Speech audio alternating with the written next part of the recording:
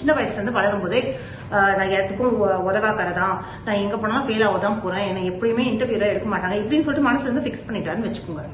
அது அவருடைய எண்ணங்கள். ஆனா அவர் எப்படின்னா அந்த எண்ணங்களை உண்மை அப்படின்ற அளவுக்கு அவரோட பர்சனாலிட்டி அப்படின்ற அளவுக்கு அந்த அந்த ஃபியூஷன் இருந்ததுன்னா நாளைக்கு ஒரு இன்டர்வியூவோ எக்ஸாம் கூட எப்படி இருந்தாலும் நான் ஃபெயில் ஆக தான் போறேன், எப்படி இருந்தாலும் எனக்கு வேலை கிடைக்க போறது இல்ல, நான் எதுக்கு போகணும் அப்படின்னு சொல்லிட்டு போகாம விட்டுடலாம். சோ இது ஒரு காக்னிட்டிவ் ஃபியூஷன், அதாவது அந்த எண்ணங்களை உண்மை அப்படின்னு நம்புற அடிப்படையில செய்யக்கூடிய செயல்பாடுகள். இப்ப அந்த எண்ணங்களை கொஞ்சம் விளக்கி வச்சு பாக்கிறதுக்கு சில சிகிச்சை முறைகள் இருக்கு. அது காக்னிட்டிவ் டிஃப்யூஷன் அப்படின்னு சொல்லுவோம்.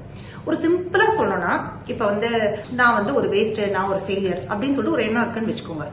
சோ இது என்ன பண்ணுவோம், இந்த காக்னிட்டிவ் டிஃப்யூஷன் அப்படின்ற ஒரு தெரப்பில சும்மா ஒரு ஜாலியா உங்களுக்கு பிடிச்ச ஒரு நடிகரோட குரல்ல அதே ஐம் ஃபெயிலியர் அப்படின்றது மிமிக்ரி பண்ணுங்க அப்படின்வோம்.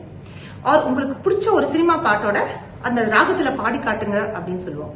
இல்லாட்டி அந்த சிந்தனை உங்க மனசு விட்டு வெளில வந்துருச்சு, அது என்ன ஷேப்ல இருக்கு, என்ன சைஸ்ல இருக்கு, என்ன வெயிட்டா இருக்குது, என்ன கலர்ல இருக்குது, என்ன டெக்ஸ்டர்ல இருக்குது, சோ அது வெளில வந்தது அப்படியே அது போயிட முடியுமா. சோ இந்த மாதிரி எல்லாம் சில ஒரு லைட்டான ஒரு டெக்னிக்ஸ் யூஸ் பண்ணி காக்னிட்டிவ் டிஃப்யூஷன் அப்படின்ற ஒரு விஷயத்த கொண்டு வருவோம்.